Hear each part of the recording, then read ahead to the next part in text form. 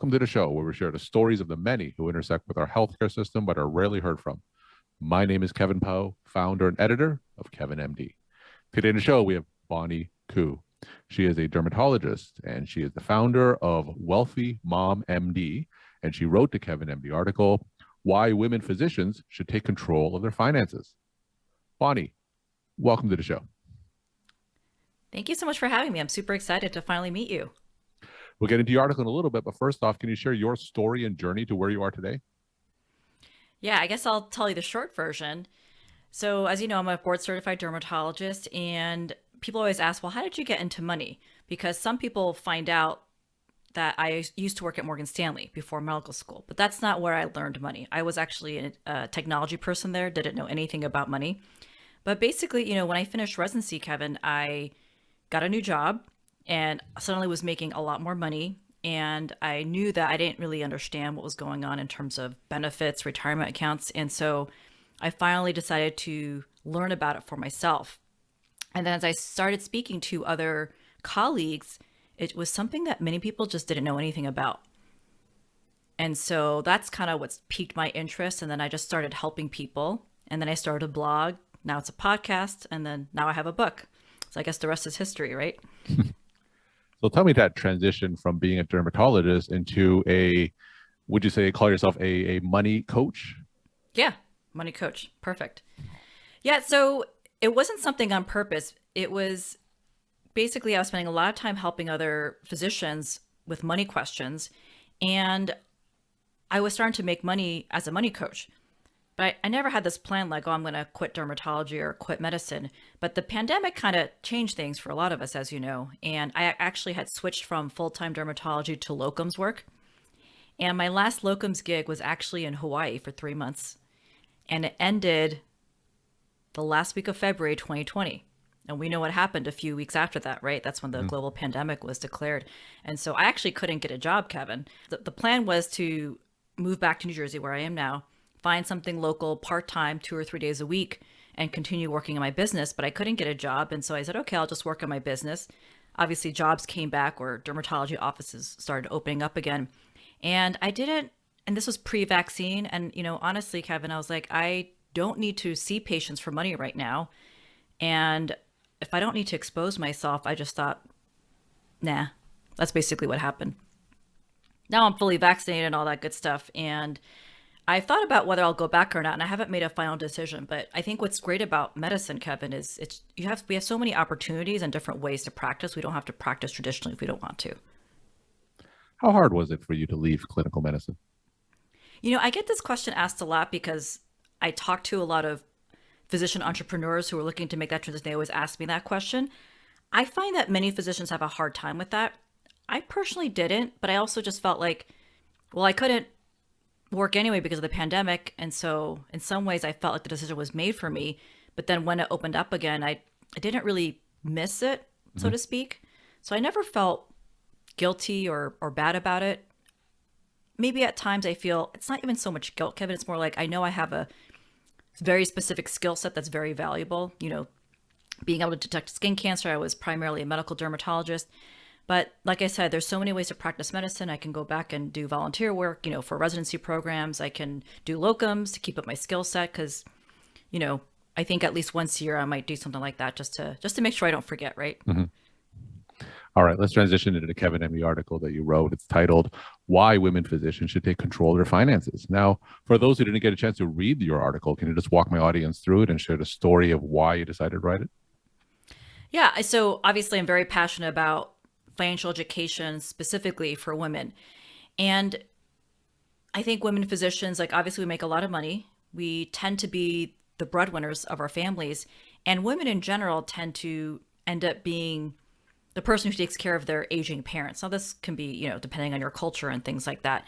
And so there are many good reasons to understand money because we're often going to be the ones in charge of it.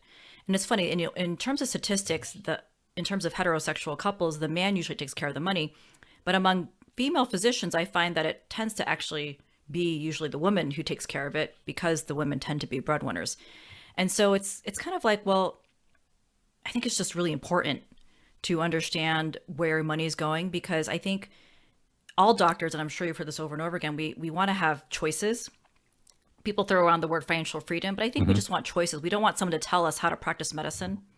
We want to be able to practice medicine the way we want to. And when you do have financial freedom, you can create those choices for yourself. And so I just think it's also just a form of empowerment, right? The more you have control over your money, just the more empowered you're going to feel about all the choices you have in life, whether it's how you practice medicine, how you want to, have time for your family and all the other hobbies, right? Because doctors are human beings too. Hmm. So we talk a lot about physician finances on this podcast and on my blog, and there's a stereotype that physicians in general are just not very attuned when it comes to finances and what to do with their money. Now, from your experience as a physician coach in this area, what's your comment on that? Well, I don't think it's a physician issue. I think it's a human issue Hmm. because we just don't talk about money in general. But I think what's specific about physicians and any other high income earners is that we know we make more money than the general population, but that doesn't mean we know money. And I think people think like, oh, if you make a lot of money, you must understand money, but they're not related, you know? And so, and I think physicians, because we're sort of used to like knowing everything, at least as a physician, I think some of us we don't like saying that we don't know money or any other topic that we're not an expert in, so to speak. So I think some of it's like hubris, like not wanting to see that they don't understand money. And because we do make a good income and, you know, pre-pandemic anyway, it was relatively stable, right? Like you get a paycheck, you work, you Hmm. get a paycheck. And so in some ways there isn't really urgency to learn money, right? Because the money's always coming in. I think the pandemic changed that for many physicians. Are like, oh, maybe I should figure out this money thing because maybe this paycheck isn't as stable as I thought it was. So, go into more detail about how the pandemic has affected physician finances. Can you share a story, perhaps either hypothetical or from your coaching practice, about how the pandemic has affected some physician finances? Yeah, I mean, I think it's obviously multifactorial, but one of it, I think it just really, a lot of physicians, I think, start to just really think about and reprioritize what's important to them. I think the pandemic, obviously, all of us know we're going to die at some point, but I think the pandemic is really just one of those time points in life where you're faced with your mortality, patient's mortality. And so I think just rethinking priorities. So, and then I think in that rethinking of priorities, they think, well, maybe I don't want to work so much because, we're notorious for overworking no matter what specialty you're in. And so, but then if you want to cut back, you have to have the finances to accommodate that. And, or many physicians are also like, oh, my income, my job isn't as stable as I thought it was, Hmm. and this is my only source of income. Maybe I should do something about that. And I think a lot of doctors have heard over time, you should invest or you should have other sources of income. But that's not something that I didn't grow up with. I think most people are just told, go to school, go to work, get a job, right? And the income will take care of you as if that's the only way you should make money. So I think it's also really encouraged physicians to sort of pursue other ways to make money besides their clinical paycheck. So, what are some specific ways that you see physicians are doing that, not dependent on a single source of income? What are some examples that you see? Yeah, I mean I think the obvious one that most doctors do already is through their retirement accounts, except that's kind of delayed. You can't use it easily before the age of 59, although there's ways to get around that. I think real estate is what most physicians end up doing, whether it's passive or active, because we do have the income, we have the credit to take out loans to buy rental properties. So whether that's long term or short term or syndication, which is a passive way. So I find most of my clients will do that. And usually what I ask my clients is, okay, what's the third stream of income you're working on? Because number one is their physician income. Number two is usually their retirement accounts that they've been paying into. Hmm. And so the question is not what's your first stream of income, it's your third.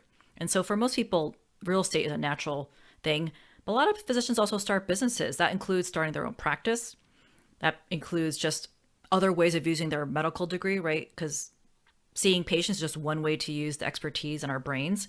So consulting, moving to pharma, inventions, right? Like I know physicians who've been inventing, have created inventions. And so I think just kind of giving them permission that they can do other things and that maybe they are creative. Because a lot of physicians, I think, tell me, including myself when I first started this, Well, I'm not creative. I'm not one of those people that I'm not an entrepreneur.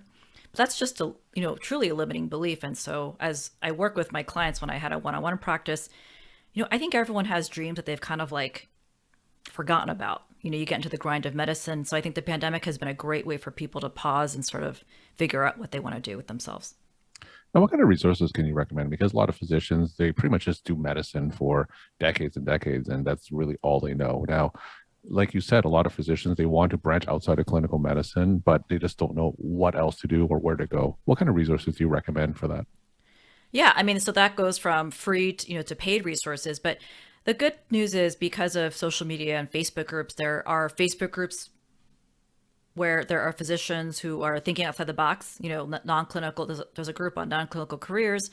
There's actually a paid membership that I'm in that's for physician entrepreneurs, but like new ones or just people thinking about it. Mhm. So I think it's important to surround yourself with other people who are thinking like you, because I think, as like I said, as physicians, it can be, depending on where you work, you might not have access to physicians who are doing other things. Although once you start looking, you might find that you actually have a lot more maybe in your network that you didn't know. And so I think just starting to just ask and attend physician conferences. And so I think the networking is really important. And in terms of other resources, there are physicians who offer courses on how to invest in real estate. I have a money coaching program for female physicians. That's basic financial literacy plus mindset coaching. I recently wrote a book, although it's not coming out till early 2022. And so the resources are there. I think 10 years ago, there were very few and far in between, but now I feel like there's an explosion of resources for doctors. And I think it's just, what's that saying? When the student is ready, the teacher appears. So I think it's just being ready and being like, hey, I want to see what else is out there. Then you just start looking, and I think there's so many resources, and that could even be overwhelming for a person. So in our world, we know a lot of physicians, of course, that do these side gigs or they do stuff Yeah. outside of clinical medicine. But I talk to a lot of doctors about this, and there's a spoken or even sometimes explicit guilt that if they're not seeing patients in the exam room or if they're not in the hospital, 100% of the time, they're not real doctors. And that really gives them that hesitancy to step a little bit outside of clinical medicine. How do you advise physicians responding to that? Yeah, so this is actually something I coach my clients on a lot. So I just kind of, we get really specific what they mean by guilty. Like, where is that coming from? What, and also their definition. You said one just now, that if they're not seeing patients full time, they're not a real doctor. And so I think just kind of redefining what that means. And what's interesting, Kevin, is, now that I've been sort of in the entrepreneur world for some time now, it's very common for, I want to say, non-doctors or non-professionals to kind of change professions a lot, or just reinvent themselves or sort of like evolve, right? So I think it's just sort of breaking down what their definition of what a real doctor looks like. And kind of like I said earlier, Kevin, there's just so many ways to be a doctor, and doctoring part-time or less than full-time doesn't mean you're not a real doctor. Like, I haven't seen a patient in person in over a year, but I will always be a physician. That's not, there's no doubt on my mind. Like, yeah, my medical knowledge might decrease over time if I stop seeing rashes, right? But my friends still message me all their pictures. So I just think it's just sort of redefining for themselves what a real doctor means and kind of having them come to terms with that. Because the thing is, at the end of the day, Kevin, they're the ones who've made up the rules about what a real doctor is. It's not like, well, some people might say, oh, you're not a real doctor, but they're more worried about the sort of internal dialogue they have about what they're telling themselves. We're talking to Bonnie Koo. She is a dermatologist and she's the founder of Wealthy Mom MD. She wrote the Kevin MD article, Why Women Physicians Should Take Control of Their Finances. Bonnie, in your coaching practice, what would you say are some of the biggest red flags that you see physicians making with their money? Biggest red flags. Well, I think the number one thing is their relationship to debt. And so I see a lot of physicians, and I'm sort of going against widespread mainstream opinion. They're in a huge rush to pay off their student loans as soon as they finish residency. I'm not saying you shouldn't pay them off quickly. I mean, I think you should pay them off at some point. But basically, we get this message from society that debt is bad and should be avoided at all costs. And because it's bad, we should get rid of it as much as possible. And so I see these attendings shovel gobs of money towards debt, and we're able to do that because of our income. And there's nothing wrong with that, Kevin, but I just want people to understand that what if they shoveled that money towards buying and growing assets, creating wealth? And if you do that in 5 years, because kind of the advice that's going around is pay off your loans in 5 years and you'll be in a good place. And that is true. It's not that you're not going to be in a good place, but wouldn't you rather have an additional stream of income in 5 years that could partially replace your clinical income? Like, I think that's a better place. And that additional stream of income could then pay off your debt versus using your active income. And so that's actually probably the biggest thing, one of the biggest things that my clients struggle with, because we've all associated debt with badness. And if they have any amount of it, whether it's student loans or even consumer loans, because, a lot of doctors go into credit card debt, during training, especially if they had a family, had to hire a nanny, and they have so much anxiety because of it. And so unpacking that sort of basically, debt it's just money that you bought. That's how I define it. And it's not a problem. Having it doesn't mean you're bad. You have a loan because you became a doctor. How is that bad? But it becomes bad as soon as the bills come and you have to pay it, right? And so when everyone says, well, I feel better when it's gone. I'm student loan debt free. I felt great for about a day, right? But, then I just say, but I think you'd feel even better if you can start producing, income generating assets instead. So that's a big one. And my final question, what's your take home message that you want to leave with the Kevin MD audience? Yeah, I think the take home message is the more you understand and you empower yourself regarding your finances, then you can practice medicine on your own terms. So my brand is Wealthy Mom MD, and that's the same for my website, Instagram, all the things. So wealthymommd.com. Bonnie, thank you so much for sharing your time and insight. And thanks again for being on the show. Thanks so much for having me.